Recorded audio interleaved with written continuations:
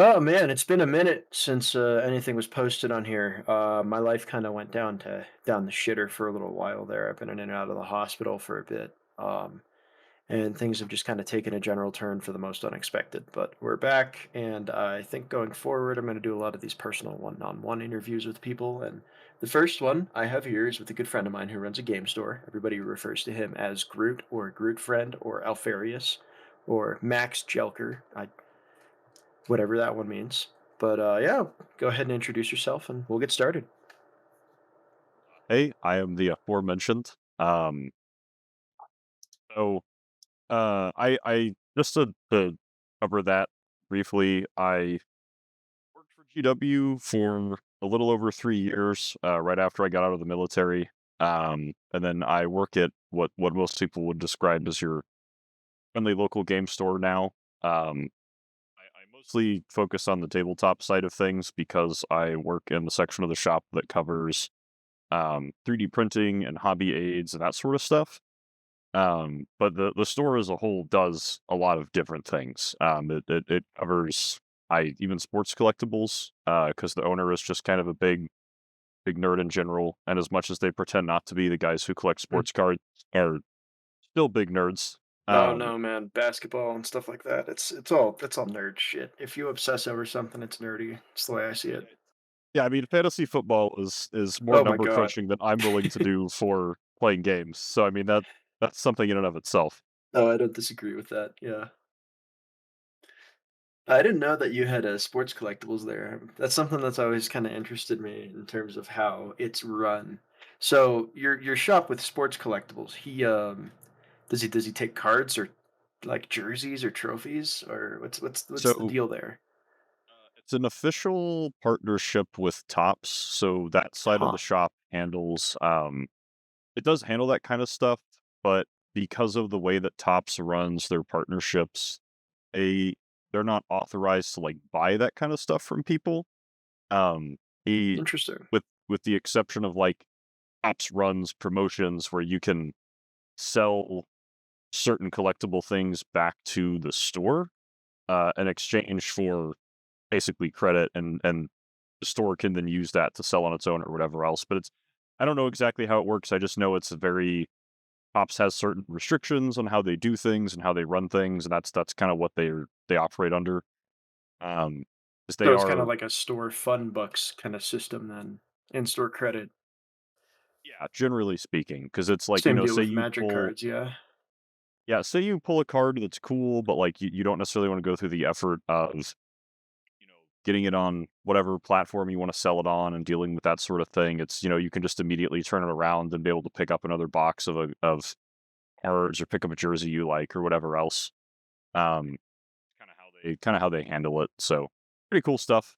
Um, it's not my realm of expertise. I interact with it on a very loose basis.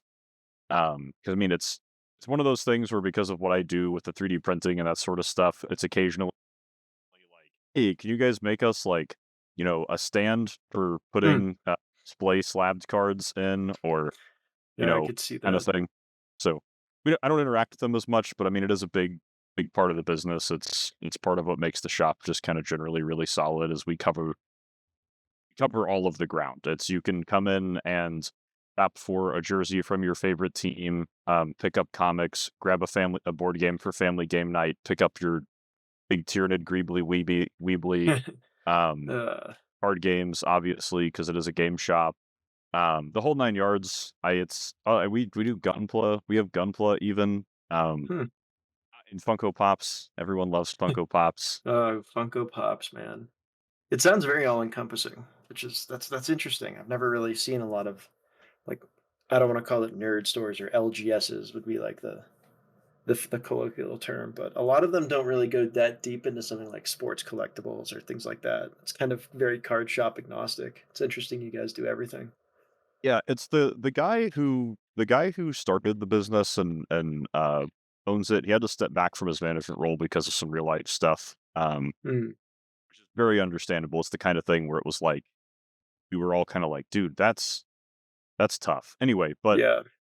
he was very big on whenever he came up with this idea to do this, he wanted it to be want this to be something where if you have interest in stuff, you can come in and hang out and enjoy your interest, and we'll carry something at the very least related to what you're interested in. Because there's so much, like no game store can carry everything. Even the big online giants, they can't have everything. It's just how it is. But it's one of those things where we cover a lot of ground. Um, and then also with specifically with what I do with the 3D printing side of things, you have a lot of these STL driven games coming out. Um, Oh yeah, Trench we Crusade, some Lunar, etc. yeah, like we have people when the Trench Crusade Kickstarter STLs dropped, we had a couple people straight out the gate sign up for the subscription to the printing service that we do, and Huh. go slam out a couple plates of minis because that's the whole point of it. So it's one of those things where it's interesting because we really are like, as a shop owner and the management are really big on let's cover a lot of ground. We go run events at like local cons and that kind of thing. Like we run like a board game library at some of the big local cons, uh, Nice. stuff like that. Like it's just all over the place. That was kind of the point. It is the hobby shop. Like about the only thing that we don't do is historical scale models like 1/350 battleship kits. And I'm going to be Oh real with yeah, you. If no. we had the shelf space, I am sure that we would carry a couple of those. I mean, a lot of Grognards kind of overlap with a lot of the historical battleships and diorama level kind of kits as well, Yeah, which is I pretty sweet. absolutely. I think it's interesting that you have that print on demand service with a 3D printer. I mean, I personally would love to have a 3D printer here, but that's a hobby all in of itself, and I can't really afford to do that right now. But there's a couple stores by me that actually do offer that as well. I think it's something that I think it's a fantastic idea. I really do like that because there's some STLs I see where I'm like, oh, if they had an Etsy shop, I'd absolutely buy that. No question about it. Is that turtle people for D&D or an RPG? Yeah, man. Oh, they don't have. It's just the STL file, or like an entire Dark Elf army for the old world. Like, man, I'd kill for something like that around here. So Yeah, that's pretty sweet. it's pretty part of what's cool about it is like it isn't it's one of those things where like it's not necessarily a money maker, but it's one of those things where on the business side of things, it saves the shop a bunch of money because we can make 90% of any terrain that we need in house, and True. we're not super hard on the tournament side as much as some other stores are, but like we have twice a month some kind of tabletop tournament for something, usually Age of Sigmar stuff. But I like right now we're doing a big project to get a bunch of Star Wars Legion terrain put together Oh, because dude, our nice, local group that plays is planning to run a 32-person tournament at a local gaming convention coming up in April. nice. Doing it as a charity tournament, and we're basically we're providing most of the tables for it. So we're going to be looking at up to 16. We already have a bunch of tables that are either generic enough to justify a Star Wars, like your desert wasteland Or or like your big forests, yeah, forest and that kind of city thing. ruins. Yeah, that kind of stuff. So we're in the Yeah. process of getting a bunch of tables together for that. We're almost 3 deep on doing 8. Um, and so that's fun. I like painting a bunch of goofy Star Wars terrain. We got to paint some big like Imperial bunker type stuff. Oh, nice. Um, or we did the traditional like giant tree forest where you have like these 8-inch tall cut off tree stump things. So you can pretend it's either just been clear cut by, I don't know, a chainsaw AT-AT if you want to pretend that's a thing. Yeah, or Um, just leave it to, or like, to scale where there's a taller tree. yeah, like imagine that it's, the giant indoor style tree where it's just massive. Oh, yeah. Um, so that kind of stuff. Um, we're doing like a big Sith ruin that's kind of Korriban style. So it's like this dark Oh, purple nice. stone instead of the tan, mostly because I got asked what we were going to paint it, and one of the other guys that works there was like, "Oh, is it going to be like tan, like you have in 4?" And I was like, "We have so much tan terrain, bro. Like, I need a different color." Like, Yeah, um, some of that Blackstone Sith stuff would be kinda I mean, cool, some of the Sith shrines. what's cool about the kit is it's just generic enough that we can pretend that it's like chaos stuff for 40K or like a Dark Eldar ruin or something Oh, like that. nice. You could easily throw it down on a 40K table and it would look right. Um, It is a really cleverly designed kit. The guy who did it did a fantastic job. It's made up mostly of a bunch of these wall and temple segments that connect together. Hmm. But the way that he did it is all of the walls are roughly 40 millimeters across. So like you can have your infantry squads like arrayed out up on top of the walls. They can walk over them because they have a bunch of different pieces that are like staircases or like a pile of rubble that kind of forms a ramp. So it's a Yeah. really, really cleverly designed terrain set, and he has a bunch of these big temple spire pieces that have doors cut into them. But they actually channel through, and you can feasibly fit like, for in the terms of Legion, you could fit like a super battle droid sized model, or for 40K, a Space Marine sized model through there. So you can even have Nice. moments where you can justify your dudes running from one side of the wall to the other through this big like temple spire piece. Yeah, have Um, the barricade rear end rules kind of thing. yeah, I need a. It's really cool stuff. I because there's just a lot of dudes out there doing cool things I with 3D printed I found a terrain, lot and of really cool stuff that's like third party for Legion. That's a game that has a very passionate fan base, and I just recently completed an army for it. It was my Empire army, and there's a lot of stuff where I looked at it and went, "Oh man, I would really like some of these 3D printed Inquisitors that are just like super generic looking. That would be really great." But I decided against it. Whatever could fit in the case was all I was going to paint. You know?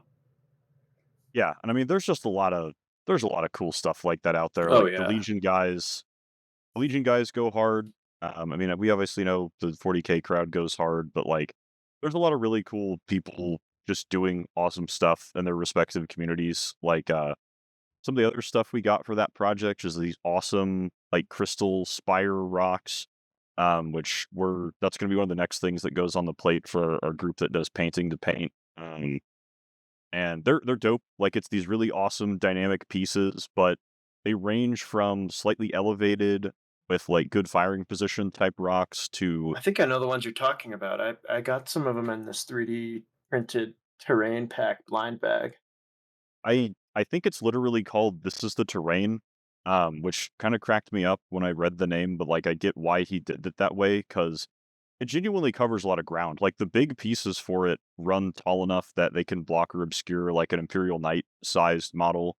Hmm. And the smaller pieces range from additional like shoulder height infantry cover that they can shoot over up to you could obscure like a generic tank from Warhammer, like the Lehman Russ or the Immolator or whatever else behind it. Nice. Which is pretty dope. It's good stuff. Yeah. I and it just goes back to there's a lot of dudes doing really cool work, like in 3D modeling spaces. Like we have a bunch of the Hextech stuff for BattleTech in store Oh as god, well. I absolutely adore that. I believe you and I were speaking with Hellkite about it, where it was a gentleman who had it was a Kickstarter or an STL thing he just did, where it was print on demand at first, and then did Gale Force 9 pick him up and then kind of manufacture that into their own line of terrain, or Yeah, that's the Hextech yeah, guy, Thunderhead Studios. yes, yes. He does a lot of really awesome stuff. He doesn't just do terrain, but he's best known for the terrain. Oh my gosh, terrain's fantastic. The couple games of BattleTech I played, man, I picked up some of the desert cliffs and some of the buildings, and they just, man, absolutely fantastic pieces. Love them. It's dude, it's so good. And like part of what I love about his stuff too is he is very part of what I love about him too is the way that he handles a lot of his stuff is it's super modular is not the right word, but it's very good to interchange with the other pieces and you can flow your tables together depending on the sets you grab. But part of what I like about him too is he's branching out and doing your like epic scale 40K stuff. So like you can use it in Titanicus or Imperialis. And I was gonna because he has ask, yeah. yeah, and since he has that partnership with Gale Force, I as much as I have negative opinions about a lot of the Battlefront games, if nothing else, Gale Force and Battlefront make really good models, and that extends the terrain as well. Like Hmm. outside of be gentle with it because of the resin casting. Yeah. Their stuff is phenomenal. I really liked everything I've gotten from them in terms of actual like model pieces and terrain pieces. Oh yeah. Uh, and that's something else like we have quite a bit of in the shop. Like we have a bunch of those hills and a bunch of those woods. But yeah, because again, it's generic, it's easy. You could mix it in with most everything. Like in BattleTech, it's a really big hill. If you throw that down on the table for 40K, obviously it's kind of like a small rise. that kind of a thing. So it's good generic stuff. Trees come in all shapes and sizes. So in BattleTech, it's those trees are like a big redwood tree. In 40K, it's like, oh hey, this is the Imperial Apple Orchard or whatever you want to Hmm. and it The Imperial is. apple orchard. Just imagine an Imperial knight just gently plucking apples from a tree.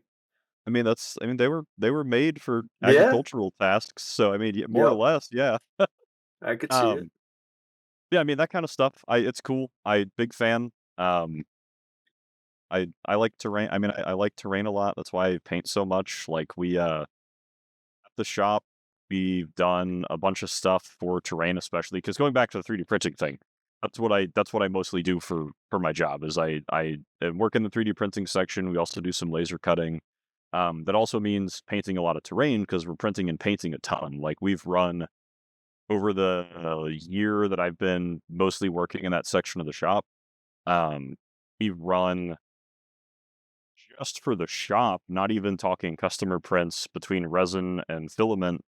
I think we've run something to the tune of 300-ish plates of stuff, Hmm. because we're churning through. Like, we did a massive project for Flames of War terrain. We've done some side projects for Star Wars Legion before. We've done, like, 3 or 4 tables of stuff for it. We've done some stuff for BattleTech, obviously. We have a pretty big community for that. Um, and then, there's also, like, "Hey, this is some stuff we can throw in the 40K bins."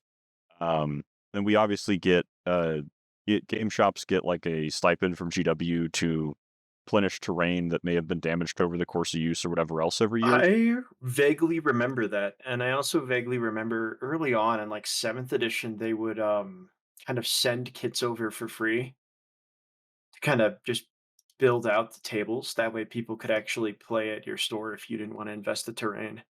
So, Yeah, is when do they give you the money to replace, or do they give you the new kits to replace? the way that it works more or less.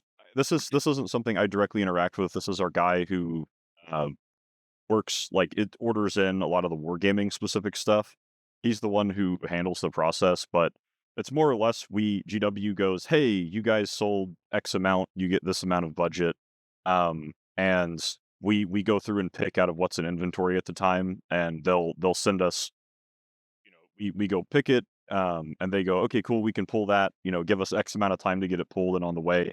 And they'll send you the stuff because that's part of what they do is a incentive for the stores. That way, the stores don't have to worry about spending their own money doing replacing terrain. Because like we've all like I'm assuming most people who are going to listen to this are going to understand the you go to the game shop, some of the stuff is older and rattier looking, the paint's chipped Oh off. god, yeah, and it's all painted one I color, or they put it on like a big, thick MDF block. You're like, all right, that's just like a solid chunk because of terrain versus all the L-shaped ruins that GW makes now. yeah, and it's one of those things Oh where it's like man. for us, we tend to be more careful about it, but I mean it's just a reality of it. Like the terrain's going to get banged and dented up. So like we have a whole set of 40K buildings and these massive like resin cast rocks that we have, and it's like right now some of the projects we're working on, it's like, okay, cool, how are we freeing up more space to fit more terrain in the boxes? And it's, well, for starters, we're gonna have to dump all of this stuff or see if someone wants to buy it on the cheap. So do you sell some of the terrain and kind of take it out of circulation, or is it mostly That's the idea. If it's like okay? completely torn up, we're just gonna trash it. But like if we have stuff that is, hey, this is the like that's potentially what we're gonna do later this summer is once we get around to getting that new 40K terrain and some of the 40K AOS type stuff painted up is, hey, what's the stuff that's in the worst condition? We do a shop bits bazaar every quarter. Let's see if someone wants to buy it off of us. Because at that point it's, hey, it's a little dinged up and dented, but like you can take home terrain that is painted. You may have to do a little bit of gluing to get it back together, but like you can potentially take home a table for, $100 instead of having to That's do it. not too bad. Because on our end, it's like you're doing us a favor because we don't, we want to free up the storage space. On your end, you're getting a favor from us, and hey, you can go home and take a table for cheap. Yeah. Um, yeah, it's one of those things where that's what they do. It's pretty cool, honestly. Like as much negative flack as GW gets, they do honestly do quite a few things that are community positive because I know, like, for us, I believe our stipend we get from them to buy replacement terrain and that kind of thing is in the ballpark of $1,000. That's pretty Um, nice. yeah, And which you're Games Workshop talking gives you that? yeah, that's a direct thing that Okay. they do, Hmm. for game stores is like an incentive to basically a sales incentive thing is like, "Hey, you guys made X amount of sales, we'll give you X amount of retail support," and you're talking again, like GW stuff is on the pricier ends because they are the name brand for war games, but you're still talking that kind of money is, hey, we can build out two really solid tables with that money, um, which is nice. Like Hell, I'd say that's a good maybe amount even of like stuff. 3. For at least for me, maybe 4, depending on what you use it on. Yeah, depending on what you grab, and how you break it out and build it and that kind of thing, like you could make four if you stretch. Three, I definitely think is a for sure, and you can build two like really quality, nice, dense tables with that. Hmm. Which when you're talking the average game shop has probably somewhere in the ballpark of 8 to 16 tables, like, that's not an insignificant amount. No, Um, that's pretty good. That's half your store covered if you're being like kind of conservative with it. yeah, Quarter of which your store covered if you're, going all out.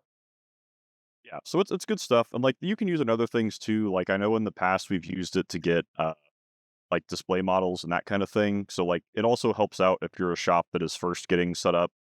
Because I know before I started working there, when I would just go there to hang out and play, um, some of that money was getting used to like, let's get a box of intercessors, let's get one of the dragon models for Age of Sigmar and get it on, get it in the display case and that kind of thing, so it's something for people to look at. So it also That's helps a out really too if good you're a new idea. shop because you still get a small amount of money even going into it or even after your first year, so you can kind of reach out to the community in the sense of like, hey, people can come in, see some painted models. You obviously have to, as the shop, do the work yourself on it.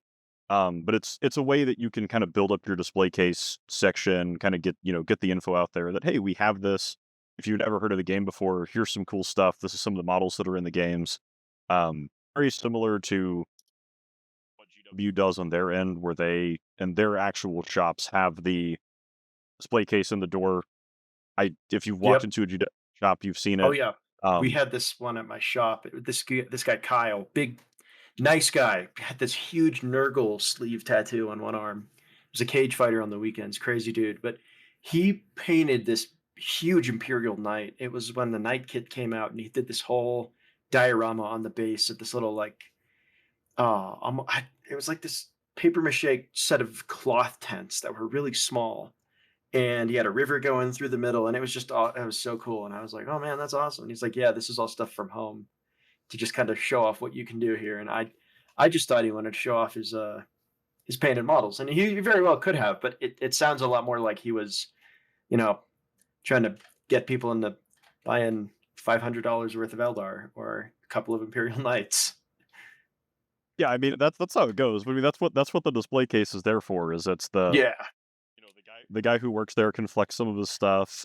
If there's a big game that's getting pushed at the time, like when Warcry came out, I was there at Oh GW. It yeah, was I remember when that came out.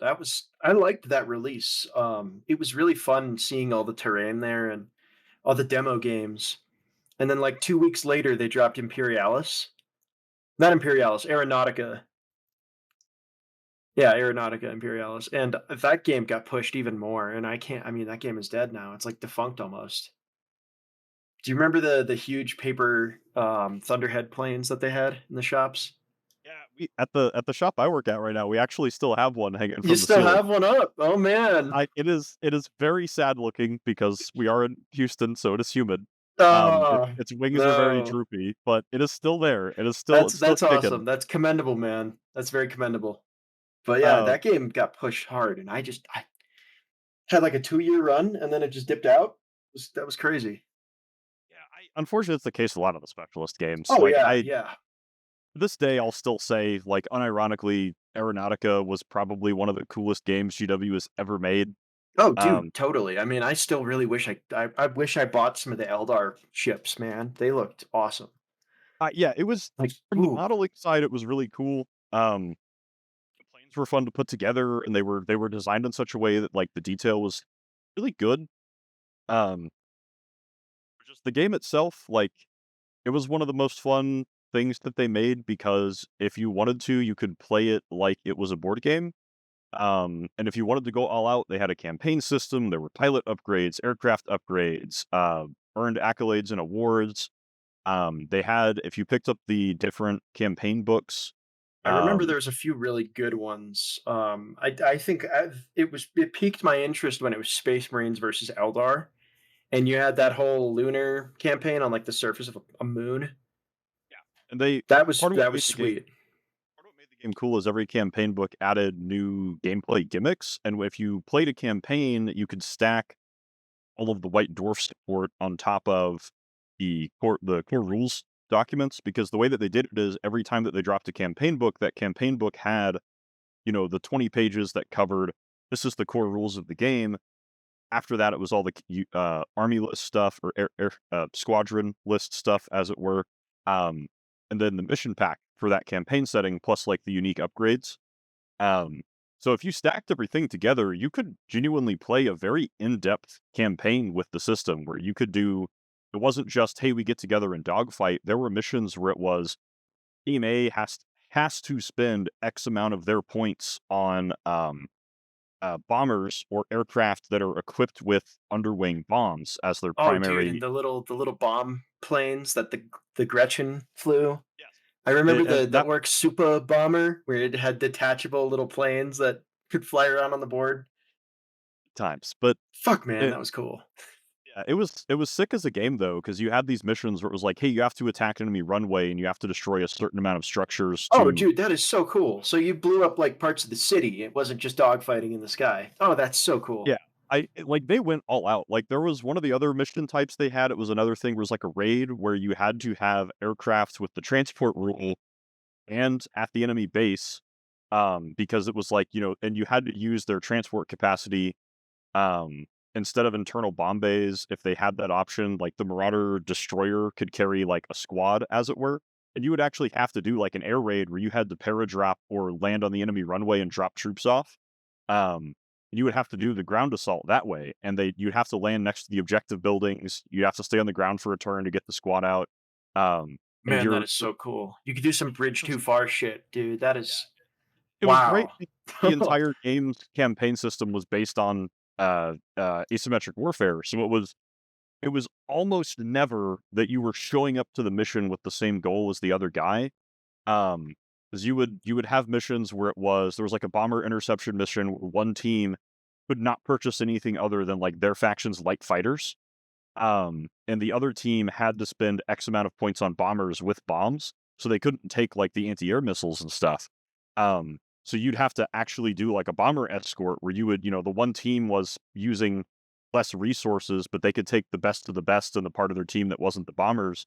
And you were trying to stop this massive wave of enemy light fighters coming in whose only goal was to kill the bombers. Like the fighters on the other team, I think were barely any points.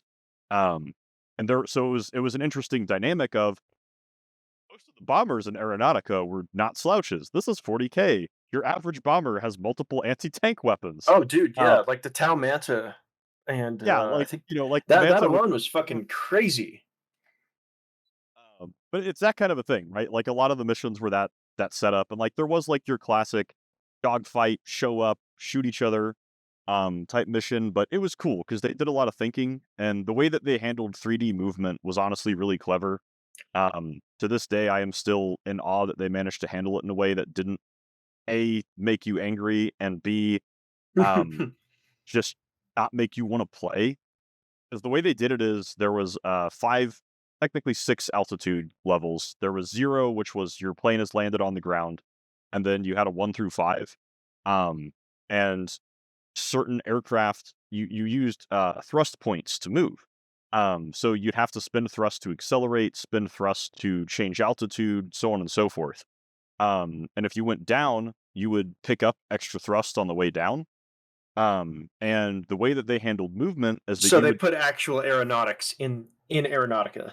Yes, and so the way That that you dude, that handle. is so cool. Wow, I didn't know that. I to me, I don't know if Aeronautica knew what Games Workshop knew what it wanted to be, if that makes sense. I mean, I it they felt like a board game over anything else, but I think it could have been like Titanicus, where it could have been its own thing.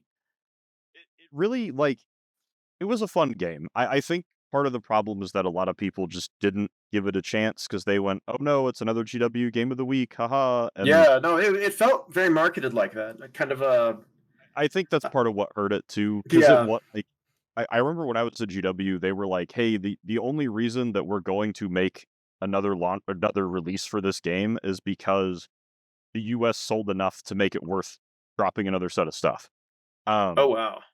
and which was kinda sad because playing it, it was fun, like, because Man, I going back to the remember seeing that, during COVID, this LGS I went to, they had this 3 AM, like, game session night where they had these, like, 24 tables underground below the game shop, and the owner of the shop just unboxed the Imperial Guard versus Tau expansion that they did, and it looked pretty sweet. I mean, I'm not gonna lie, man, I hate Tau with a passion, but those mantas in plastic, they were big, they looked interesting to paint, and the uh, scaling on them were phenomenal. I ended up picking up a Thunderhawk from it, and now that's part of my Emperor's Children army for Imperialis. But man, that Thunderhawk, it's small, but it's not. It's got some great detail on it, yeah, you it's know, and there. it just it makes me sad that that game just it could have been so much.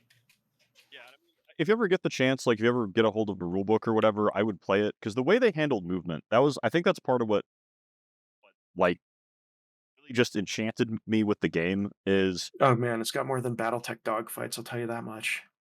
it's so because it was really good because it was simple enough that you could play it and understand it, but it was complex enough that you really got a long way with it. So, on top of the spending thrust points to do stuff things, like your bombers would be like thrust ones. They were not really doing much. Your light So they're fighters might higher up in the sky, then, yeah. yeah, then your Now, your was that light reflected with base height at all, or was that just kind of like a token? the base height didn't interact with it. It's you had the bases had altitude clickers. Ah, Um, oh, that's what that was for. Yeah, I remember those. you had an altitude and a speed clicker, and so aircraft had different speed minimums and maximums, right? So like Right. Orc light fighter, the Daka jet would be like speed minimum 4, I think, and max 9. And if you went under your minimum speed, whether by accident due to enemy fire or you messing up your movement, and that kind of thing, you would have a chance where you would stall out and you could potentially drop altitude rapidly. Mhm. Um, and if you hit level 0 in uncontrolled flight, you would crash. You don't That's want to happen. cool. Um, and then your big bombers would be like, hey, they're minimum 1, they're slow rolling, but their max might be 3 or 4. So, like, there were, you'd play games where you'd have a wave of Daka jets come flying past the thing of Marauders, and they'd light up the Marauders. The Marauders would barely move. The Daka jets would have to be pulling like the crazy U-turns and that kind of thing, and risking losing control and losing altitude just to get back behind them. Damn, Um, dude. Part of what made it cool as well was you had movement trackers for your units. And so in your initiative step, you played the movement that you wanted to do on the aircraft. And if you played with the campaign rules where you could take officers and that kind of thing, they could alter the movement token you put on a unit. But Yeah. it's part of what made the game so much fun is you never knew what the other guy was going to do, but you knew that he was locked into doing a certain maneuver. So you were trying to play a game of guessing what is the thing that my opponent thinks I'm going to do, and therefore what am I going to do to Oh, try and counter I what he love thinks I'm games like doing? that, man. Oh, Um, reminds me of New every Underworlds. It's kind of like that. it was great because every aircraft had a specific set of movements that it could do. There were 8 total, and there was like a heavy bomber, like the Marauders, where you can go straight forwards, you can do a slight turn, or you can do a hard turn. It was it. It was all they did. Whereas something like the Thunderbolt or the Orc Fighter Bomber that was kinda like a medium or heavy fighter, Right. um, those would have, like, 5 or 6 different movement tracks, but part of what they did is, in the system, they weren't afraid to not give certain movements to certain units. So, like, there were some aircraft like the, Lightning Fighter, which was, like, the super zippy high-speed fighter for the Imperium, um, it didn't have some of the high agility turn movements, if I remember correctly. I know there was an aircraft in the Imperium that didn't have the high agility turn movements that was super fast. So it was a little lightning bolt, and like it would fly across the board super fast, but it couldn't do like the U turns like some of the other fighters could. So like you use them as your first strike, get in there. dump all their anti-air missiles at something and then whip them around on the flank and try and get them to do another gun run later on. But like they were your alpha strike. They fly out there at full speed, they light something up, they try and put it down, and you hope that they get a second or third chance to shoot something in the game. And then you had like the Valkyries that you could take as part of the Imperium list.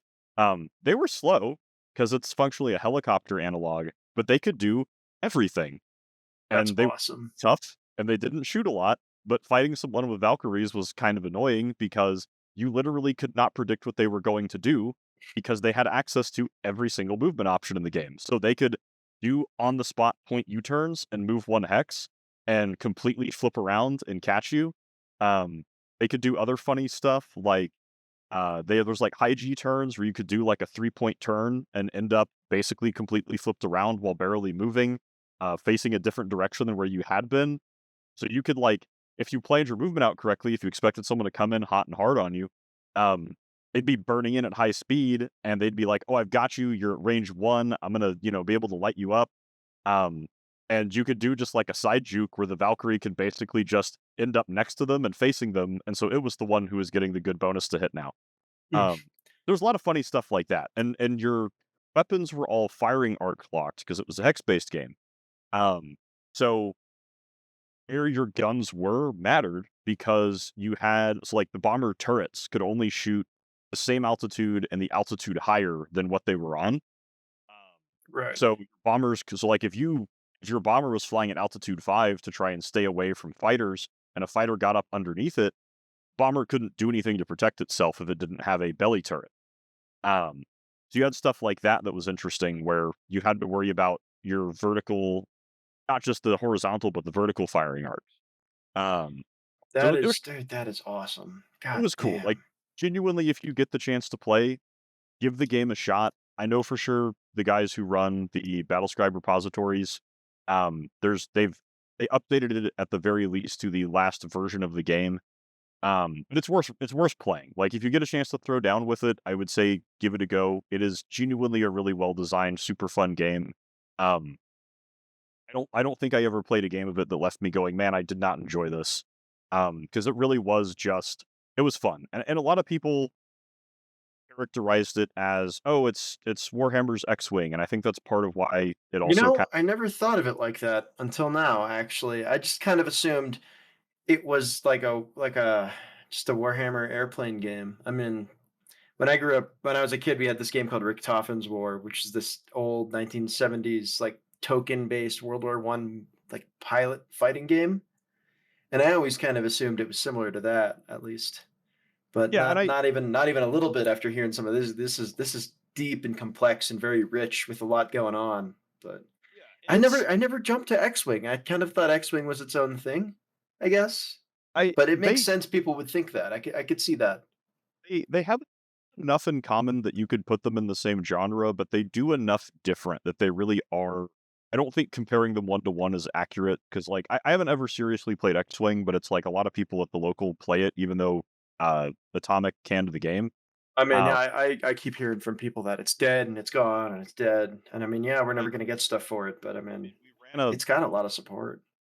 we ran a 12-person tournament for it like 6 months after it had been allegedly killed. So I mean, so long as people are playing it, who cares?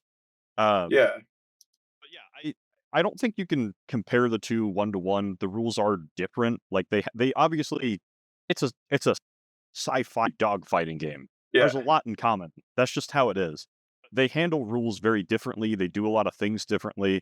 And I think that's part of why, like, I think you could genuinely, if you were someone who was really just, I love sci-fi dogfighting, I think you could play both and enjoy both just because they do things different. Um, like one of the things that I loved about it as well, because I could genuinely super fun game. Like I recommend like if you can get a hold of the PDF copy of the rulebook or even a I hard copy probably if you could. can I still mean, find it one. seems like one of those games that's, very easy to find rules for at least. Models, maybe not. Rules, maybe. Yeah, but it's genuinely it's fun. It really is. But it had like underwing stores for aircraft, right? So like depending on the mission you were playing, because you like if you're doing a campaign, you'd have like a list and you draft out of your list for missions. If you were doing a one-on-one fight, like just a hey, we're gonna throw down and play a mission. you would select your mission, and then because of how easy it was to put a force together, you'd pick your mission, and then you'd go through and you'd draft what you wanted to play. So like, I'd be fighting, we'd declare what we're playing as. Like, I'm gonna play Imperial Navy, Homeboy is gonna play Orcs. Um, we roll up the mission we're gonna play. Oh, okay, cool. We're playing this mission. Orcs is the attacker, Imperium player is the defender. So I'm say defending an airbase, Orc is attacking the airbase, and you would go through and you'd build your list, and go, okay, cool. I need to play defensively as the Imperium. The Orcs are going to be trying to blitz me because they have to destroy so many structures. So that turns into, do I think the Orc player is going to run a really light fast list and hope that he can force a bunch of fast things past me and rocket my AA emplacements and that kind of stuff? Or do I think he's going to roll up with the super bomber or mega bomber or whatever it was, Play really and slow and castly. Yeah. yeah, just try and tank his way across the board and I could see have both, one to be time. honest. And that was what was cool about it though, is it was you'd get your mission and then you'd build the list, and you had Yeah. like underwing stores and pilot upgrades. So like you could play with like aces in the game, and I the saw aces would that. give I saw really strong cards, abilities. and I remember there were, like, pilot cards and stuff, kinda like BattleTech, I guess, where, different pilots could be doing different things. Yeah, and it was that's part of and again, just talking about what made the game fun is it was you could I have I painted up planes for like three of the Imperial aces and then one of the Orc aces because the Orcs had Black Baron, who was their Red Baron analog, Oh my god, and that's he had a amazing. he had a Daka jet that was painted black with these like goofy fire orange panels and then a shark mouth. Oh, dear Um, god. and then you had some of the Imperial aces, like you had a Imperial like flight lieutenant who is a character in one of the I think it was one of the Dan Abnett books, and so she's got a Thunderbolt that's like this really nice kind of rustic red color with these cream accents on it, Oh, and it's a I've really pretty seen looking that. I've plane. seen it before, yeah, it's in some of the splash art, I think in the first box, at Yeah. least, or is it the book I'm thinking of? I think it's the book. I think it's either in the book or it's in the in some of the promo materials, but it was stuff like that. Like it was fun because it was you can paint up your force if you want to throw in the ace specific aircraft, you can totally do that. And then you could also, when you did the campaign system, add pilot upgrades. Like you could have pilots rank up and get abilities, and so you could have all these really awesome battles where it was like, hey, this person might be a maneuvering ace, and so they can shift one hex into their forward arc after they finish moving to get extra movement. Or if this pilot is the kind of pilot you would take in a slower plane, and you could add one maneuver to the list. So like if you had like an in veteran crew and a bomber, they could potentially do the not just the first three movement options, but the fourth movement option and unlock an additional thing that they could pull. Um, or you might have like a weapon specialist and they would get like a bonus to hit with a certain gun profile on their card. Stuff like that. And again, God, it's that's one flavorful. like it really fell into the same gaming space as Titanicus, where there weren't a lot of pieces in the game. I think, like, stat lines total, the game had, like, 25 or 30 because it was, Valkyrie, Vendetta, Thunderbolt, the Lightning, the 3 different broader variants. You had, like, this fight Nightshade bombers, things. Hemlock Wraith fighters. Yeah. The Necrons were a Forge World release. That's when I was like, okay, this game is on its way out. Yeah, I mean, so, like, the game doesn't have a lot of pieces in play, so, like, it was fairly well balanced Oh, and because of that. Custodes were in there too, if I recall. They had their big flying golden bird. Yeah, you could add them as I think they were an auxiliary to an That's Imperialist, is you could crazy, add. dude. Like we barely see Custodes in the lore, unless they're just standing there being a doorman. But to think they're just like, yeah, we'll mobilize to the sky. Sure, why not? That's- Yeah, and I mean, and that was Damn. a Okay. gunship, so it was really Yeah, agile. man. It's crazy.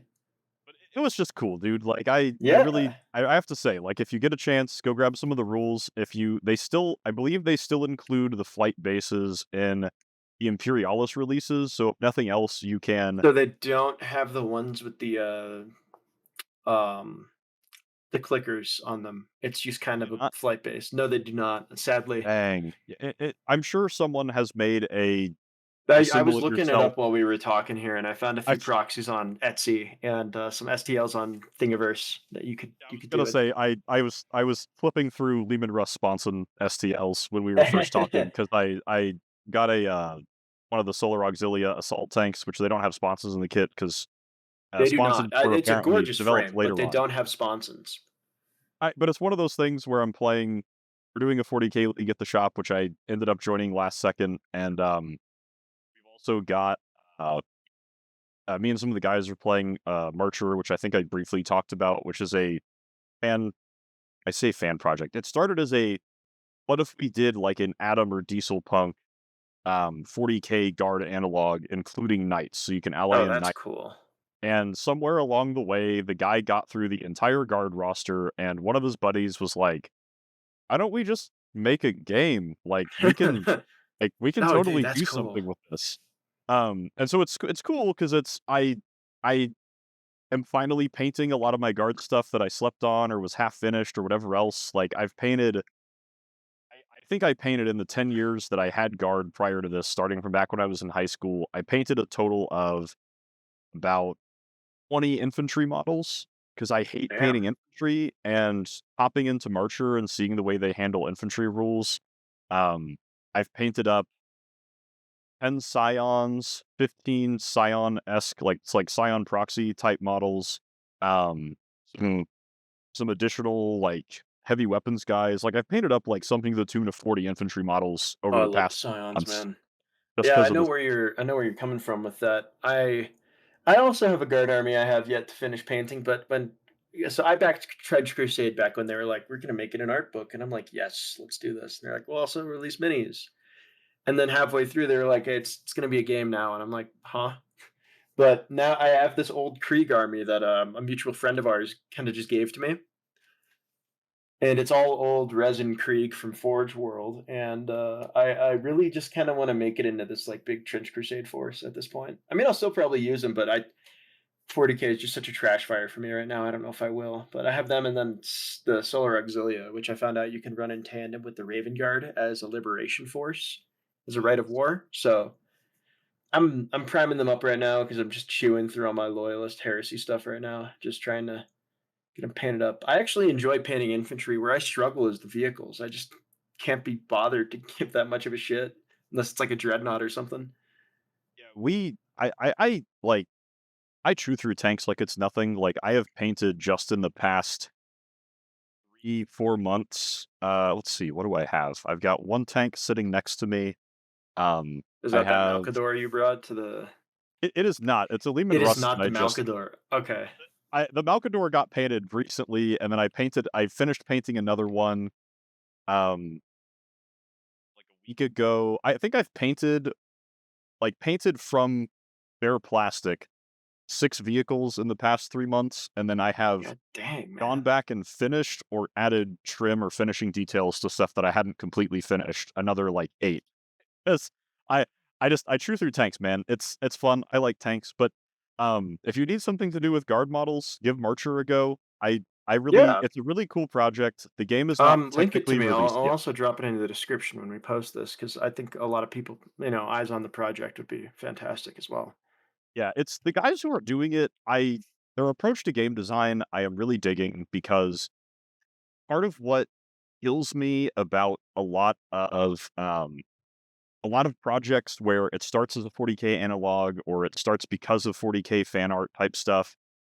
French What Crusade kills me about a level. lot of those games is that it just kind of pisses me off because they end up going, "Oh, well, we're gonna kill 40K. Like we're gonna be better than Warhammer." I never Uh, understood that mindset, man. If you recall War Machine, they said the same thing. And then when they rebooted War Machine in fourth, they were like, "Yeah, we can't just blow up the world and start over." And I'm like, "Okay, I see where you're coming from, but come on, man. Like, yeah, and it makes you me can't just overnight be like, we're going to destroy a monolithic company. It's not possible. I mean, you worked for them. I mean, what's something that they do better than nobody else does in the industry that you don't even think can come close? yeah, it's that mindset that I think is killing a lot of these projects because you're not gonna beat GW. Like Exactly. your stuff can be cheaper, your aesthetic could technically be better. That's a lot of objectivity because aesthetic is this art stuff. But I mean, like, I don't think you're wrong though. I think just working on making your game good or playing or looking well is it helps differentiate you against the Warhammer isms because for a while, like Warhammer was tabletop gaming. And I mean, now we have stuff like Infinity, Guild Ball, Trench Crusade, BattleTech is back.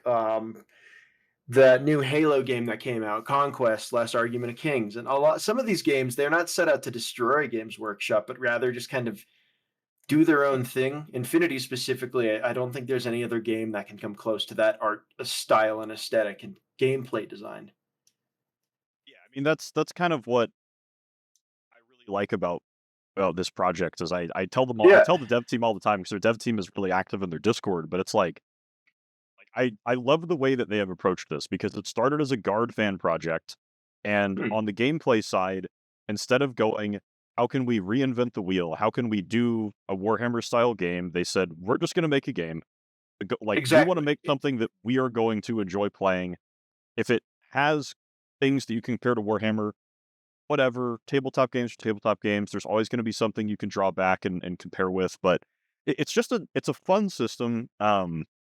To give, like, a brief for me, it's the world building that they've done is good. I will admit I have not read as much of the world building stuff as I should have for how much I keep trying to pitch this game to people, but for me, it's their approach to game development is what has made me adore this game. Yeah, from Uh, what it sounds like, they're very just this is how we want to do it. It's not we're competing, it's we're making something we want to see. And no and matter it how you slice it with artwork, that's just objectively the best way to approach any project. It's why Trench Crusade went from this is something really cool to we're going to kill GW with our $4,000 backing tier for STLs. Like they went from we want to make this thing to we're going to compete with the biggest guys with literally not even miniatures to offer people unless you join the Kickstarter. yeah, You know, that it's in why BattleTech is never going to be, it's always going to be, and forgive me for this, but they're always going to be the Star Trek fans of tabletop games. real raw. I You're not mean, wrong. it's the Um, I thought about that, and that's how it is, man. They're kind of weird. They're insular. They care about the nitty gritty of things, and they kind of weird people out when you see them playing in the shop, despite the game being fantastic or the setting being amazing. It's just it's off putting a little bit, I but we always got a lot of big draw with BattleTech because our group that we have that plays the most is like we're always like laughing our butts off and just cutting it up at the table and that kind of thing, and that draws people in. But the average BattleTech player is definitely a little odd. yeah, Um, no, I mean, I see them, and they're nice guys, but they care a little too much about stuff. for real. And I mean, I like the passion, but I mean, at the end of the day, man, I just want to stomp my Mad Cat and blow up some like Marauder. And then if Hellkite yells at me for enjoying the Marauder, maybe that's his take, but he's wrong. Anyway. Yeah, yeah, with the Marcher stuff, it's part of what makes it fun, at least on nabbing people initially, is if you look at the game and look at the way they break the units down, if you have a guard army and if you own some space marines, honestly, even if you have Sisters of Battle, we were just talking about this with one of the girls that comes up to the game store to play. Um, she's one of the rare ones where she was like walking by the 40K stuff and was like, "This actually looks super cool. I She already wasn't do like, oh, Gunpla." orcs and Tyranids. I want to play she wants to play the faction made for women to get women into the game. Yeah, but she's also one of the people I really think is cool because one of my usual picks with how a lot of women get involved in hobby groups is it's like, "Hey guys, this is my girlfriend," or it's, I've "Hey, seen that. this is the Yeah. girl and she showed up and everyone is giving her an inordinate amount of attention and she doesn't actually seem to care about the game that much." I've never really subscribed to that idea because it feels like you're kind of and I don't like this with anybody or anything, age, race, or gender. You shouldn't force something onto somebody like that. I think that the best way to enjoy and explore the hobby is through your own eyes. It's on your terms. For me, that was like initially watching lore videos about how horrifying the Tyranids are. And I was like, damn, I don't want these things to exist. What's the answer to a Yeah, Tyranid? Oh, a space marine? Hell yeah. What are space marines? And you go down that path. And for her to just kind of look at the Sisters of Battle and be like, oh, fuck yeah. No, that's awesome. That's respect 100.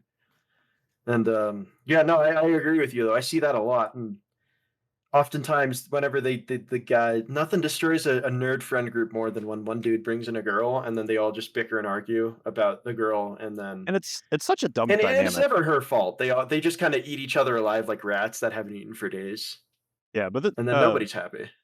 yeah, no, this chick is pretty great. Like, she genuinely is just Nice. like, she's a big dork in the best possible sense of the word. Like, she has thrown herself wholeheartedly at building, painting, giving the game a shot, trying to hop That's in what's and up. play it, just get exposed to a bunch of different games. Um, because like she's a big nerd. She's the exact kind of person that I am more than happy to throw down and play a game with because Oh, she is absolutely, yeah. genuinely actually there to play the games, give them a go, paint the models. Like she genuinely is getting into the hobby because she thinks it is awesome. She's not trying to be weird about it or whatever else because people do that from time to Yeah, time and it's I've annoying. seen But some weird things people have done when they either to get in the hobby or when they've gotten in the hobby.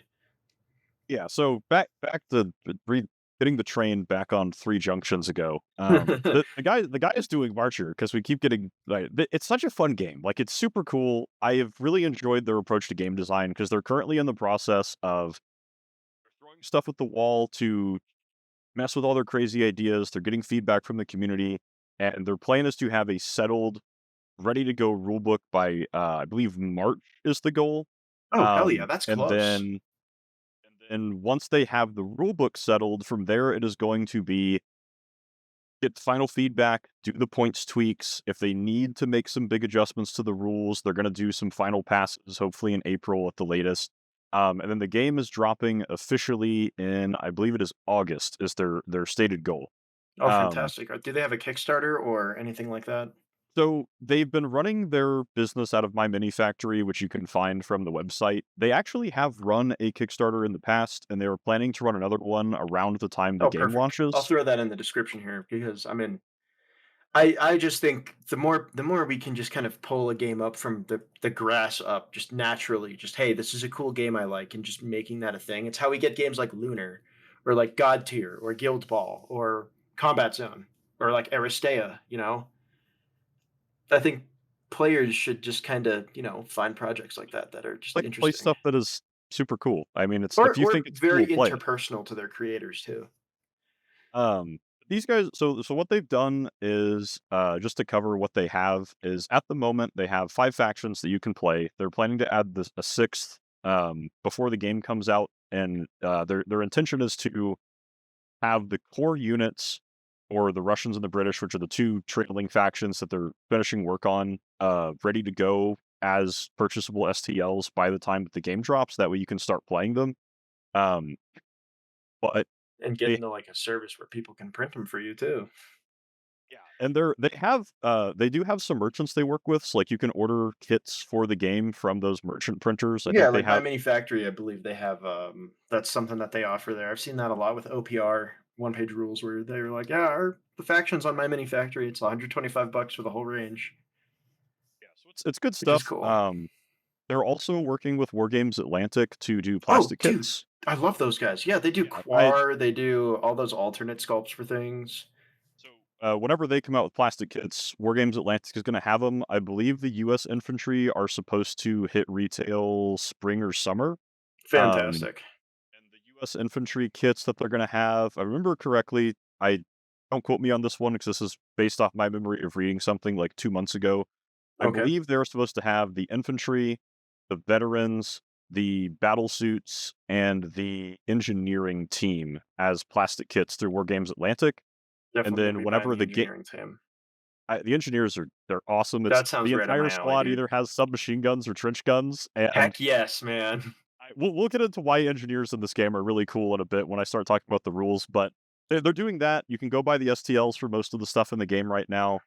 Um, and it's cool. They're what's really impressive about the game is they have the guy who started the project as the sculptor. They're planning to get some more, I think, part-time sculptors at some point in the future, but like when you go look at the range, these guys have nearly 100 kits you can get.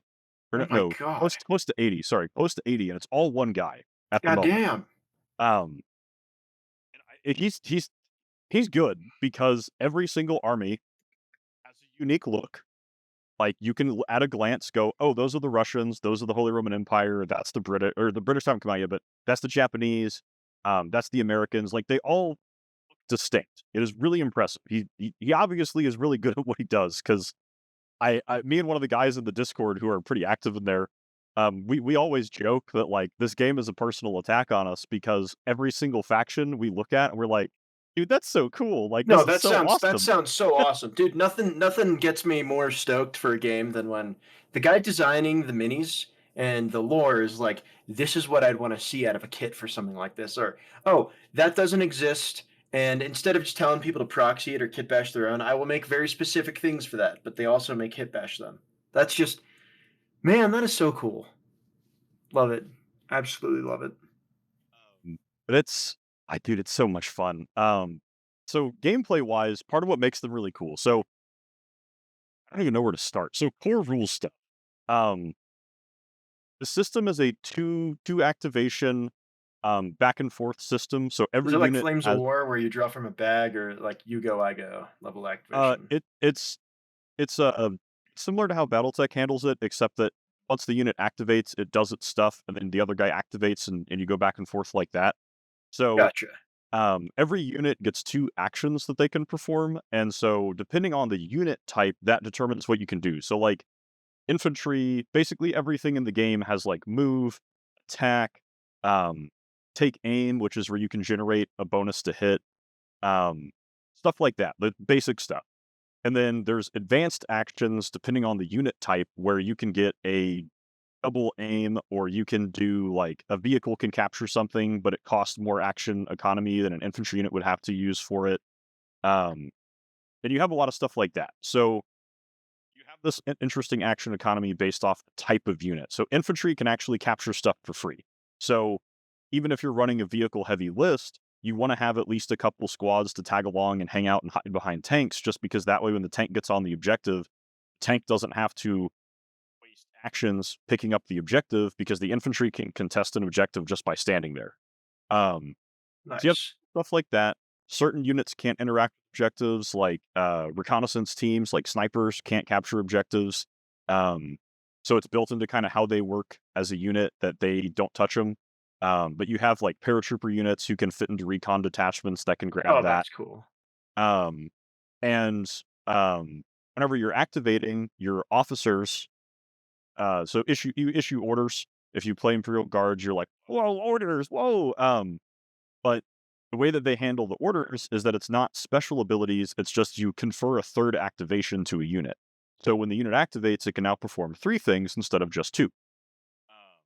Where this comes in handy as well is they have a suppression system for infantry, so you can have a unit pick up an order, and even if they are suppressed, they can still use that third action to do something. Um, so even if a unit gets pinned down, they still can get something going on if they're under orders, or tanks can get more efficient activations. You can potentially have like a squad move, do what they call a dash, which is a further half move, and then shoot. Or if you have a squad who is dug in, like they're in a good spot and they don't need to move, they can do what's called a steady, which is they get a +2 to hit, and they can That's steady up sweet. and fire. Or if they don't have anything to shoot yet, you can potentially have a unit move, do the dash, and then pick up an aim token so that next time they shoot better. So it's cool stuff like that. It's the action economy system of the game is just well thought out. I really like how it works. Um, it encourages it encourages planning ahead, because you need to be thinking about what is the next move I can do that will give me the most efficient action, and if my Right. opponent X, how can I counter that in my next action? Or how can I make that movement or activation functionally not matter as much as I can? Um, but it's pretty solid, definitely better than the whole army type systems. Yeah, Um, I've grown tired of that immensely in many games that I've played. so other core rule stuff that is awesome. They jokingly have said that the poster child for the game is the combat engineers that every faction gets. Because they decided to just say, you know what, screw it. We're going to make a game where you can interact with terrain. So combat engineers, so there's light, medium, and heavy terrain. Combat engineers can actually destroy up to medium terrain, Oh, and they cool. Just, and build. that's another thing, man, is So many games I play, even and I love the Krieg and stuff, but you ever played the game Trenches where combat engineers can fortify or destroy fortifications or I dig cannot and stuff like that? I cannot say that I have, to be honest. It is so it's like it's an attrition strategy game, but that was something that they could do is like they could fortify things and destroy barbed wire or encampments. Man, that's just so cool to see in another system, man. It is, and it's so much fun because the engineers can, like, lay minefields, drop barbed wire, Oh, throw I down love that. sandbags, build bunkers, that kinda thing, and they can destroy enemy fortifications, and they can destroy a lot of the pre-existing terrain on the table. Hmm. Um, and what's fun about the game is, like, regular infantry, if they have entrenching tools, they can dig themselves a basic piece of cover even if they're in the open. Um, Right. but, like, even basic infantry can, like, build a fortification of some kinds, which doesn't give a lot of bonuses, but it's a little something. Um, Yeah. armored vehicles that are tracked can run over.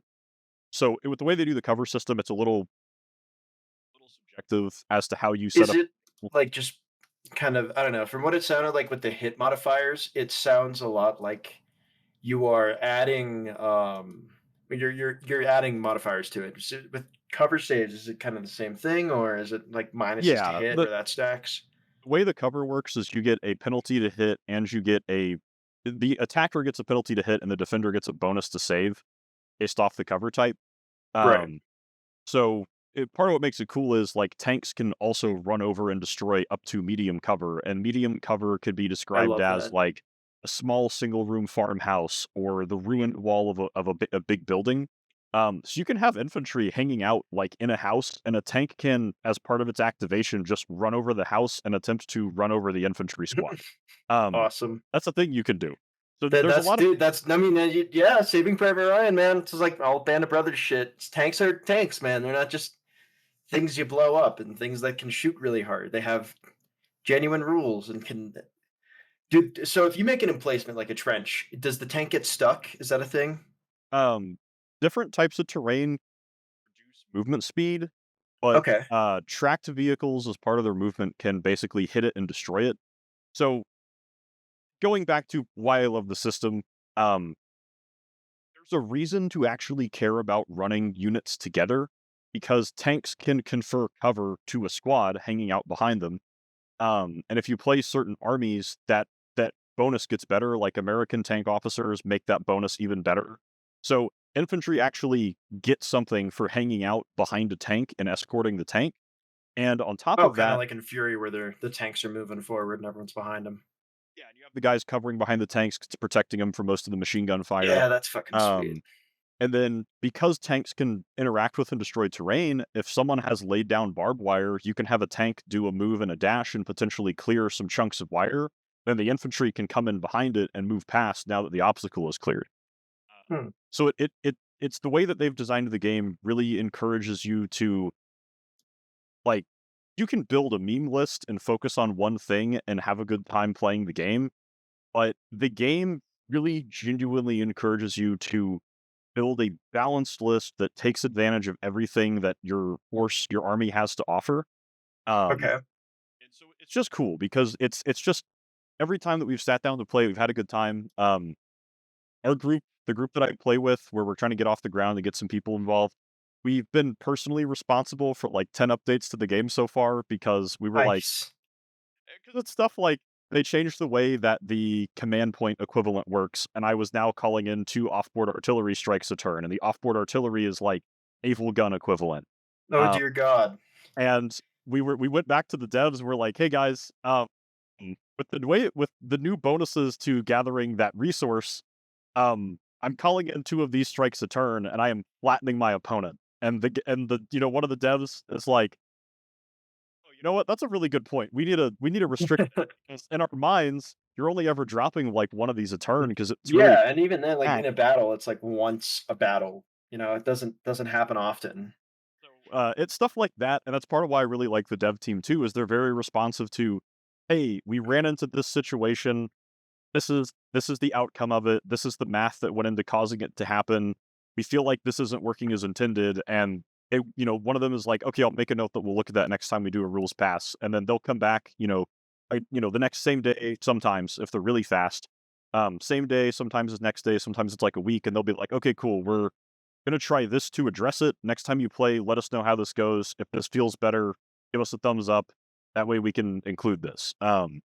But stuff like that. That's part of it's part of why I'm really liking them as a dev team too, is they're very They seem very receptive. they are, because 'cause they're very, like part of their approach to it that I'm enjoying is they know that other people play war games too, and so when you go, "Hey guys, this seems like it's not functioning as intended," they go take a look at it and they're like, "Okay, we haven't necessarily had this problem in our play testing, but we also didn't think to do this combo. That's why you play We'll test. tune this." You Um, want somebody that can just abuse the game system, as messed up as it sounds. yeah, and I mean, it's and that's part of I think that's been good because we've been able to help contribute to developing the game, and that's fun in and of itself, as it's as the player going, "Oh, hey, this is going on. We thought this was a little bit out of tune," and they're like, "Okay, yeah, that's the case," and it's like the next time the rules come out, you're like, "Oh, hey, I helped influence that." Um, Hmm. it's been cool, but rules wise, going back to rule stuff, part of what I like, the whole game system is just dope, so I could talk about it for ages, but, the course building is really kick ass. The way that it works is you buy not buy, but you select platoons, and the platoon gives you a unit minimum and a unit cap. And your platoon is like infantry, recon, armor, mechanized, so on and so forth. And you have like artillery, support platoons, there's a couple others that I'm missing. And some of the factions have unique platoons that have a specific order of battle that you can take depending on what the faction does. Uh, Nice. there's some really cool stuff in there where like the armor platoons, it's tanks and anti-tank, carriers, like that kind of stuff. That's what it does. But they have an auxiliary mechanic where depending on the platoon type, there's an auxiliary list for that platoon where you can take a couple extra units that are related to it. So like a tank platoon might be able to auxiliary in like a section of battle walkers, like a equivalent to roughly like a Sentinel 40K. Or they might be able Right. to auxiliary in like heavy mechanized infantry. Um, and then you have like infantry platoons. Obviously, they have infantry, but their auxiliary list might include like recon teams, paratroopers, fire support sections that have like heavy machine guns or rocket launchers or that kind of thing. Um, then you have like the mechanized platoons, and because the setting is a like diesel punk alt history setting, um, mechanized in this case is battle armor. If you play as the Holy Roman Empire, they have dudes in power armor and Oh, hell the general. yes, dude. Oh, Um, that's it's cool. it's awesome. Like they have heavy power God, armor, which is these big suits of like jousting I'm looking gonna have to armor. take a look at this stuff. You're gonna love it. I think you're gonna love it. Like, cause so like the HRE guys, that's the faction I'm playing the most right now. They have Holy Roman uh, Emperor. That's the one that I was looking at. I mean, it sounds cool. I'm already playing the Papal States for Trench Crusade, so I'm looking at that stuff, man. but it's fun because they have Panzer Grenadiers. That's their like elite shock infantry because it is the Hmm. Holy Roman Empire in 1938. Or That's 1939, I cool. think. Is that the way they're doing it is there was no World War One. World War II So, happens because France has become the communist superpower of the world. holy And shit, they are at war with the Holy Roman Empire because the Roman communism. Empire is like the real last bastion of the nobility in the world. Um, That doesn't surprise me with the amount of toll booth castles that they had in that shit. Was it 112 countries that were in the Holy Roman Empire?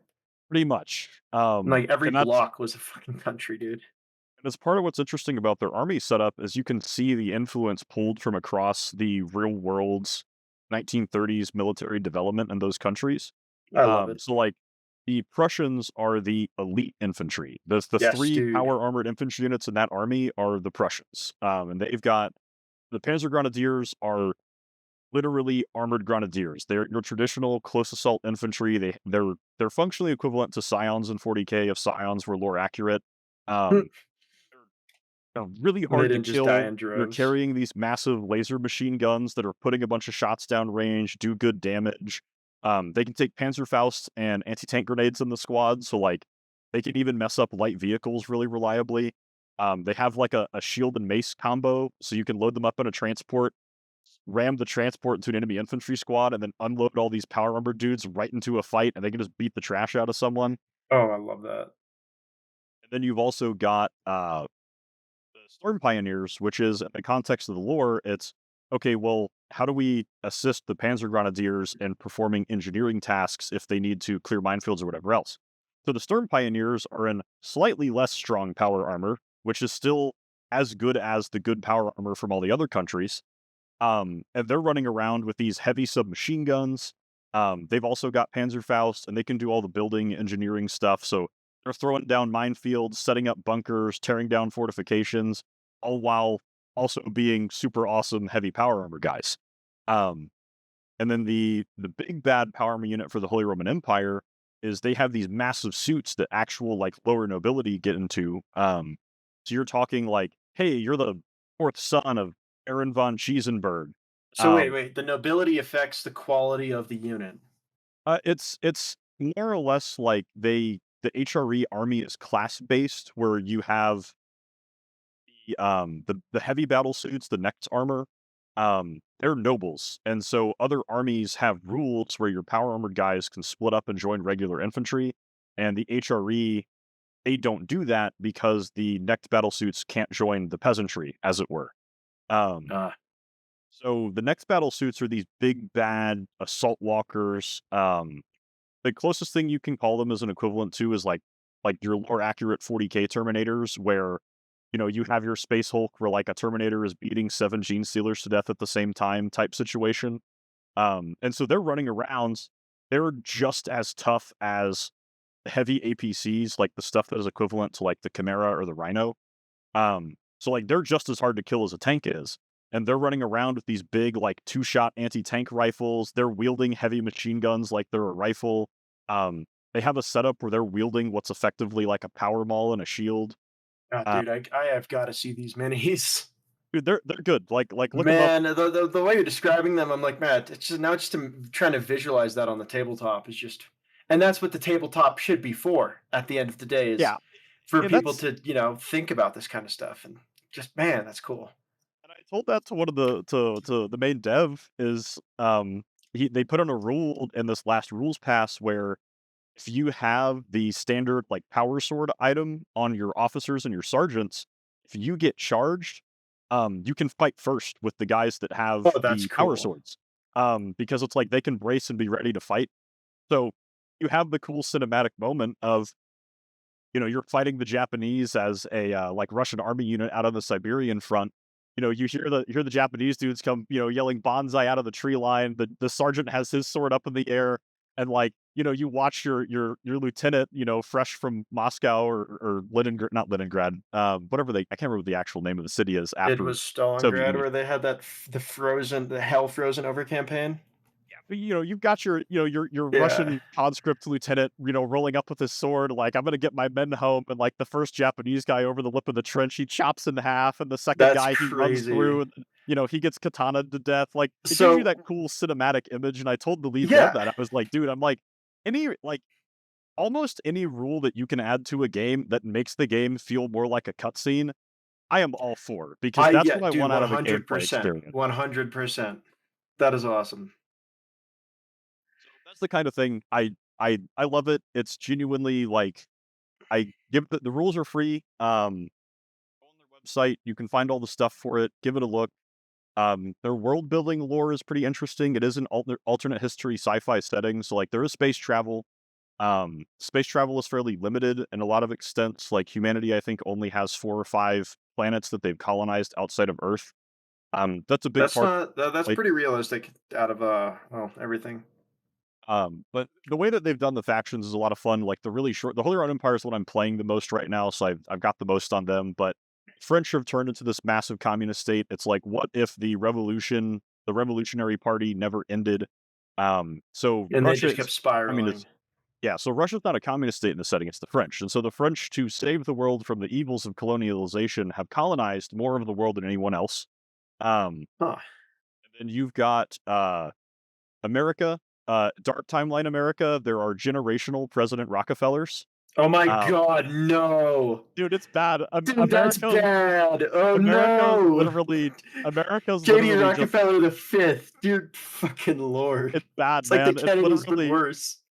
it's literally like it's generational Rockefellers. So it is the US is functionally a corporatocracy where sure, there's I was elections. waiting for you to say Which like Rockefeller do you FDR or want? something, but no, that is the objective worst choice possible. Dude, and so the US is literally like the entire country is company town run. Like it's, oh hey, you might live in the state of you might live in Texas, you might live in Oklahoma, but like, oh hey, which like, corporate branch do you live under? Like, Oh, oh cool, like you're oh, that's under the hell.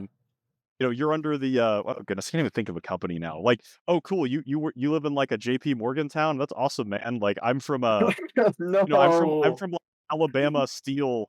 no way. They're playing to Carnegie, Pittsburgh, or some shit. I don't know, man. I feel Like like it's crazy, robber dog. barons ruling America is starkly realistic. If you were gonna go from that era of time in history, that's It scary.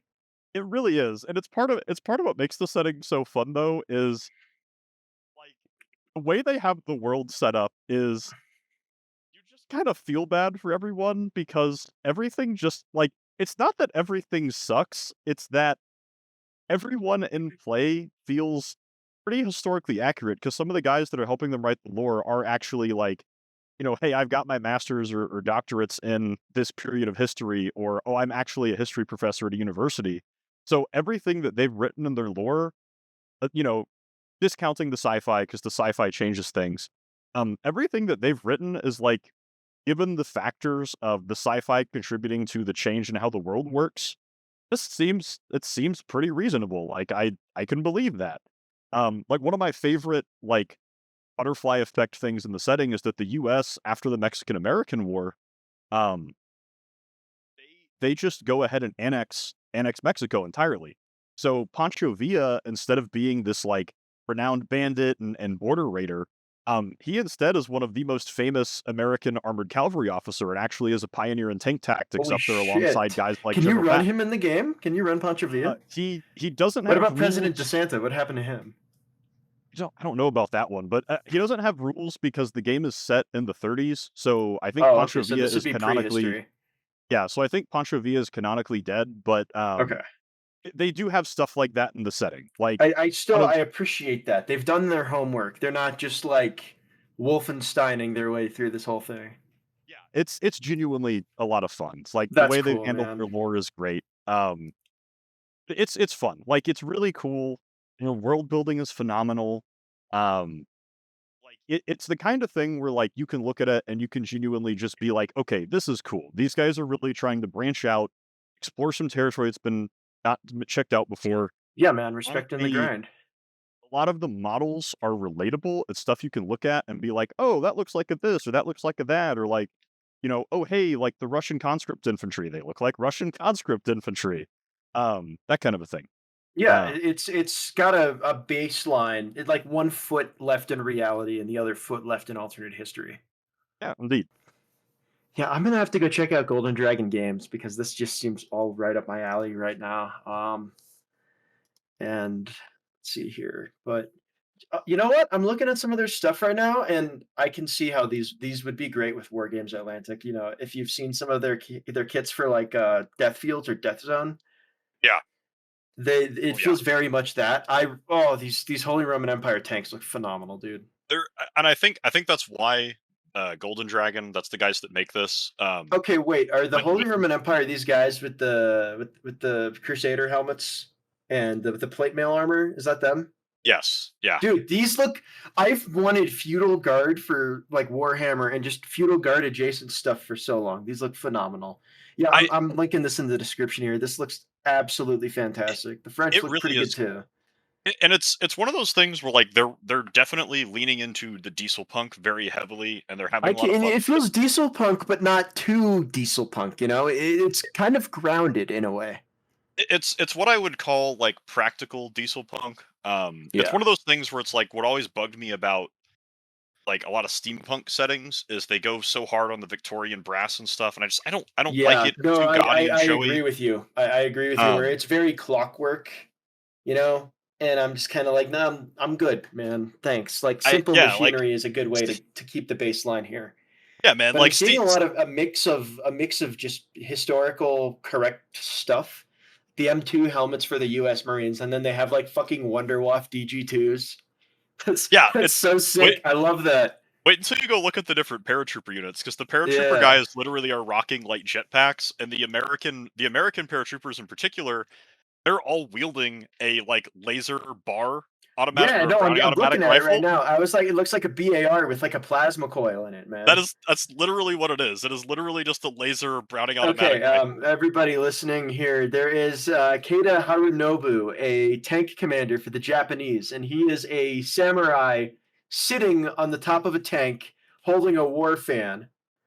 That Yeah, is amazing. That is so amazing. and it's Dude, I absolutely love this. Oh my god, is that a walking anti-aircraft gun with mech legs? oh, wait until you get down to the one Oh, I that see has the the assault Maccabeans you were claws. talking about, dude. These look absolutely phenomenal. The It's Zeppelin just cool. Jägers, the what? That's the German or the Holy Roman Empire paratroopers, I where love again that. they're really They're so. so dynamic, man. No, this game is gonna take off, dude. One of the things, There's a so going, Christmas truce of 1938 miniature. hell yeah, brother. Dude, that is awesome. Oh, this is so cool. Um, The because Panzer Grenadiers look absolutely excellent. Like, wow.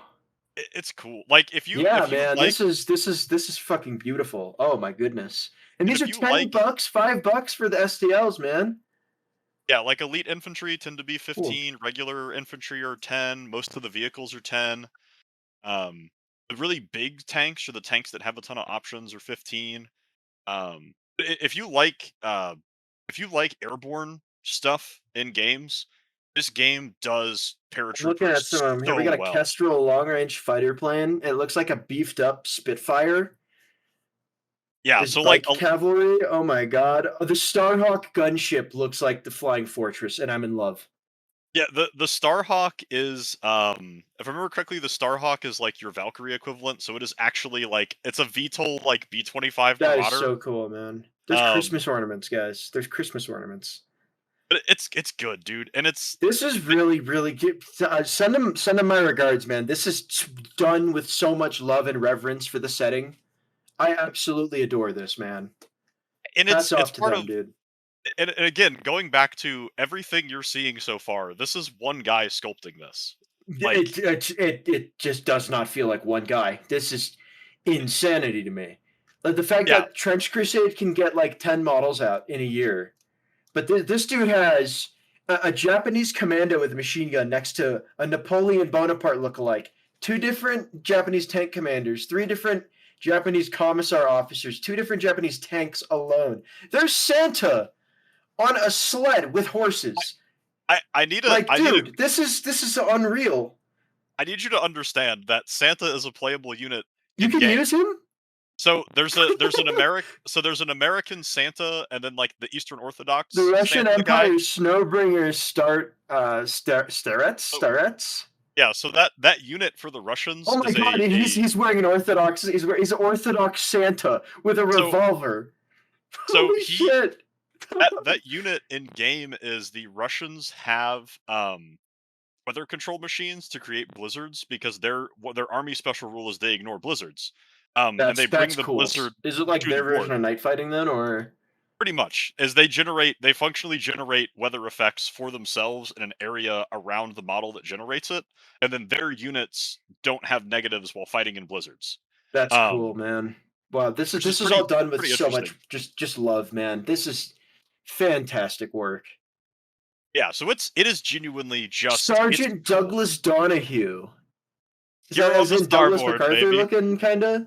So MacArthur is in the setting. Wait, can you run MacArthur? What does he I do? don't I don't believe he has rules because the highest officers in the game outside of General Winters, who is unironically Santa, um, I'm looking at General is Winters right now too, man. This is yeah, oh my MacArthur god. is in the setting. Guys, Um, his name is General Nicholas Winters, and he's got a Thompson machine gun and a trench coat.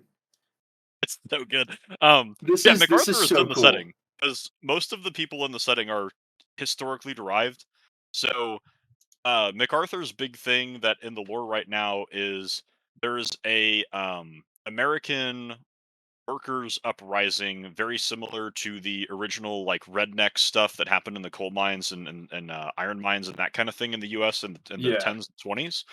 Um, and it's that, but it happens on the U.S. colony planet of Concord, which is where the American units get their name from. Is they're the Concordian Starborn. It's Okay. that was their kind of name when it was a guard project. Whenever they made the game, their reference back to that's what they were calling their guard project is the American colony world is Concord. Um, Hmm. so MacArthur gets called in to deal with this workers' revolution after the planetary governor completely messes up, basically hides what's happening, and the biggest steel producing facility in the U.S. Empire. That's the best term you can give it in this setting. The U.S. economic empire. Um, it gets shut down because the workers revolt. They wall off the facility. They start digging in, Oh, making damn. IEDs, so on and so forth. And so MacArthur gets called in to handle it, and he goes through with his and he does a bunch of recon by force. They map out the entire facility and the changes that the workers revolution has done to it. Um, and he eventually goes in and crushes the rebellion by they divert the course of a river, flood the factory grounds to deny the rebels the ability to quickly transition from building to building by going through the like And I like that train versus tunnels. just like we're crushing the rebellion with just indiscriminate bombing or just executions. Like that's just a real way to quell a rebellion is just take away their ability to fight back versus just outright killing them all. That's kind of a dark thought, but historically speaking, that is what happened. And it's cool. Like it's just Yeah, it feels very Imperial Guard slash World War I. and that's But the vibe, right? So and yeah, it's cool because you have all these people that are real actual people in the setting. If I remember correctly, on the British side, there's a guy who is the Prime Minister of Britain who was one of the people that would have been the Prime Minister going into the 30s. I think it was the guy that either I can't remember who was before Churchill. I don't know why I can't remember his name. Chamberlain, that guy, because Chamberlain, thank you. Chamberlain was before Churchill. It's one of the guys that historically ran against Chamberlain to be the Prime Minister. Um, and so he ends up being the Prime Minister in the setting. And the way that Britain works is they had a massive famine that depopulated Britain and Ireland. And so actual Anglo-British are uh, in a pretty bad state. Like I think they have half the population that they actually had going into World War II. Um, so the British were dealing with the struggle of, well, how do we keep the colonies in line? The French are starting revolutions everywhere. The Chinese have allied with the Holy Roman Empire, and with the advent of that technology being loaned to the Chinese, we're having trouble fighting them on the ground. Japanese are expanding in the Pacific. The U.S. has kind of cut us off because we've been competing with them for colonial space. So the British having the best navy both in the ocean and in space, because it's Britain, of course, they have the best navy. That's how it works. Yeah, no, Um, that's very very British of them. they devised this system where they basically have like Anglo settled cities in India and Pakistan and throughout the Pacific that are like the colonies that the actual British people are living in, and Britain itself has been mostly depopulated. Um, Interesting. and how they enforce law and order amongst the colonials is they have set up the nanny watchdog state of like your nightmares where You they mean have modern day Britain? it's dude, it's even worse than modern day Britain. It's How can it bad. get worse? They have automaton policemen Oh, who that's worse. Yeah. navigate throughout the cities and keep track of conversations and that kind of thing. So like literally, it can be automaton policeman passes by your house. They catch a stray word about, oh mate, I don't like the king too much in it. And the next thing the next day you have a couple actual policemen with some of the automatons show up at your front door and admonish you for saying bad things about the queen. Um, and if So it gets instead of worse, instead of British constables, it's just automatons. yes, and if things get worse, they actually have what they did in this setting. They have the SAS, except they're the Special Aether Service. That's what they call space in the setting. Is I the like Aether. that. I like the fact that Um, they still call it the SAS, but it's not the SAS. That's cool. and so Britain has basically troop ships in geosynchronous orbit over the different major cities in the British Empire. Right. And if there's actual genuine, like, hey, this is a cell of rebels, The British SAS, who are power armored assault troopers with submachine guns, breaching charges, I'm looking at etc. them here. They're pretty sweet looking too. I do dig they still have the gas mask aesthetic, which I like. Because I think they have art out for some of the British stuff, but the British stuff isn't. I don't know if they have models yet or if they've previewed some of the models for it, but I think they previewed them. Oh no, those are the French. Never mind. they have. I think they have some art of some of the British guys, but the British are supposed to start getting units in February, Okay, um, so very soon we'll be seeing very stuff with them soon. here. But so the way that they have it is the Special Aether Service is here's a bunch of hopped up, like, chest beating, wife beater shirt has the Union Jack on it, like the glorious curved You're mustache, the you're a your sideburns, average fucking like, soccer hooligan. yeah, so it's your average That's soccer cool. hooligan is now a special forces soldier in power armor, and they drop Oh pod them wow. in, and it'll be like, "Hey, we have a rebel cell. They're at this address." Boom! Drop pod shoots off the troop ship, slams into the house, crushes it. They grab anyone they can out of the rubble. Congrats, you're going to get interrogated. God save the queen. Um, And they just send and big then, man Gaz in to interrogate you instead. yeah, hell yeah, brother. That's crazy. And then on the actual army side, we know from what the devs have said, the British army is going to play almost more like the Mechanicus and Horus Heresy than the other armies will, because you're going to have like a field engineer commanding a squad of automatons, and that's going to be how their basic infantry unit works. So Okay. their mainline infantry are going to be these absolutely garbage, like B1 battle droid type units that are going to be dirt cheap and easy to kill and don't put up too much of a fight, but they're going to have a lot of those, and everything else in the army is going to be these elite, well drilled, your expectation of like professional British military forces um, units, where it's going to be, hey, these guys are going to kick your butt, and they're going to throw as many automatons to drown you in bodies as they can in order to get their special forces units and that kind of thing in position to mess your life up. I dig that. I dig it. That's pretty sweet, man. Yeah, so But in general, I mean that's kind of my deal. Is it's if you want to look at a game that has a ton of potential to genuinely be something great, I think this game is gonna. I think this game has the legs to do it. So I'd give Golden yeah, Dragon. this is definitely something I'm much more interested in just based off of miniatures alone than like let's say Trench Crusade because they have actual physical product. I'm looking at their website and I'm seeing fully painted minis on tables and everything, and it looks fantastic. And dude, So there it's some cool yeah, stuff. wow. Um, and it's also like rules wise, they are just messing with a lot of things that a lot of people aren't doing. Um, I do like a big sandbox level of rule set, so that's fun. But yeah, ladies and gentlemen, we'll put some links to this in the comment section below. This is absolutely phenomenal. Do you have any closing statements today, Mr. Groot? And anything you'd want to promote real quick, or just want to say or shout out any sports ball teams that you're excited for? right, go sports balls. Go sports ball. The sports balls. Exactly, the balls of sports. But yeah, man, this is absolutely. Thank you so much for showing me this. I'm. This is so cool. Yeah, I mean, I think my thoughts could be summed up as support your local game store. Um, play Marcher because it looks cool, and I mean honestly, just I have fun.